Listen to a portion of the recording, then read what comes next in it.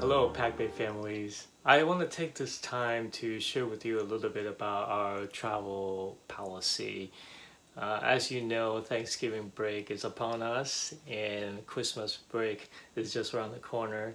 I'm sure that this season, this year, these two breaks are going to feel quite different because we're in the middle of the pandemic. In fact, the challenge that we face is that nationally, we're seeing just days, if not already a full week, full of record-breaking daily cases of COVID-19 around the country.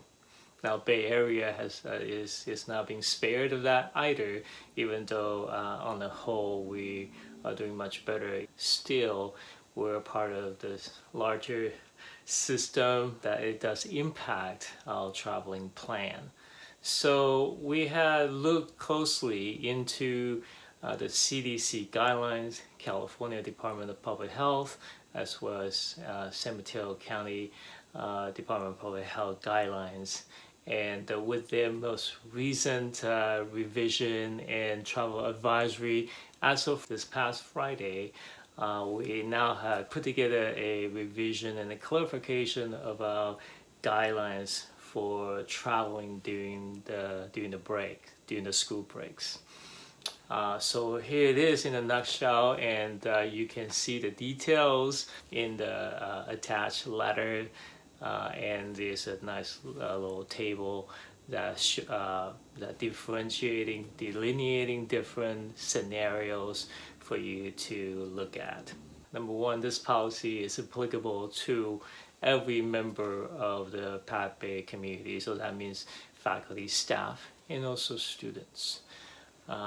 Number two, I want to say is that based on these guidelines from the county health, California Health, as well as CDC, that our guidelines had to be, or our daily screening strategy has to be based on symptoms, not based on tests. So what that means, in other words, is that having a negative COVID test results does not necessarily clear somebody from a post-travel quarantine. So that's really important for us to note that before looking at the details of the different scenario. So number one, if a PacBay student and his or her household family decide to travel, or that the travel is unavoidable, then we had to look at where the student has traveled to. If it's outside of California, then what the policy will state that the student will have to be quarantined for 14 days after the date of return. So that means that the student will remain in the virtual cohort for 14 days and symptom-free in order to come back for any on-campus activities. Now, if the student or the family travel to another region outside the local region, outside the Bay Area, but is within California, then we look at where that place is in terms of its color-coded condition. Now, if that place has been in the red or purple condition, then the student must quarantine for 72 hours upon return, also without symptoms. If that region is in orange or yellow condition, then there is no quarantine needed if, and this is a big if the student continue to remain in a stable immediate family arrangement. If that's not the case, say if the whole family goes to a place where it's either yellow or orange color condition, but they spend time with grandma and grandpa that they haven't seen for a while, or uncle and aunt and cousins, another household that you so-called bubble together, then that means we go back to the next level, which is 72 hours quarantine post the trip.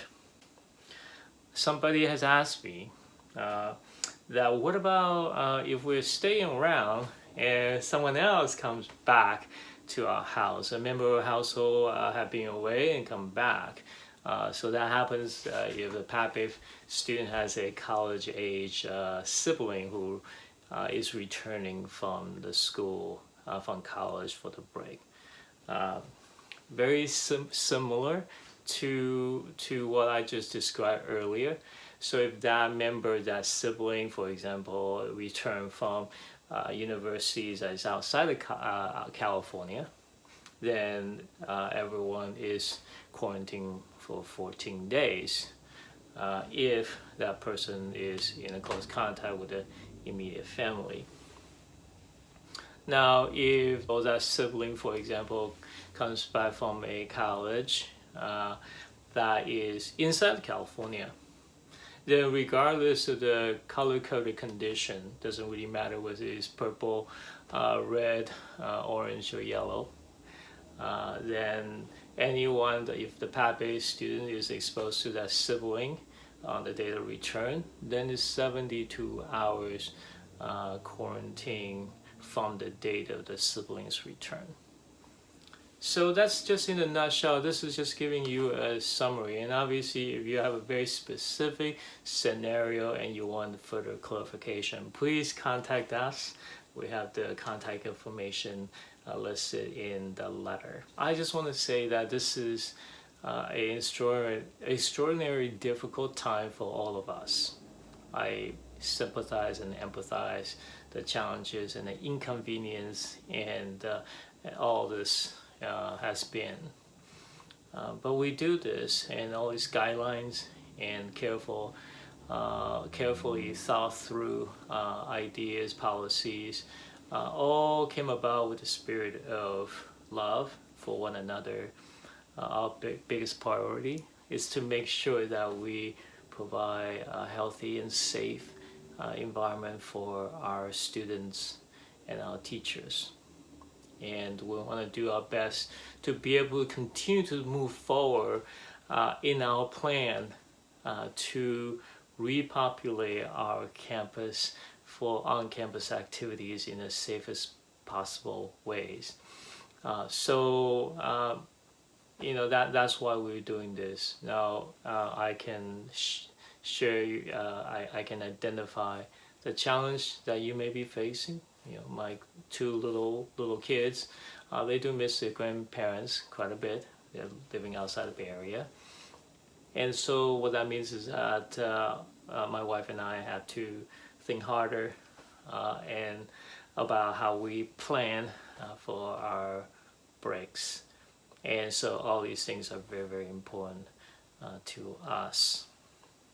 So always to say that I thank you so much for being so helpful. Thank you so much for being such a great support to what we do here at PacBay, and being supportive of everything that we do in order to create a safe and healthy and productive learning environment for our students.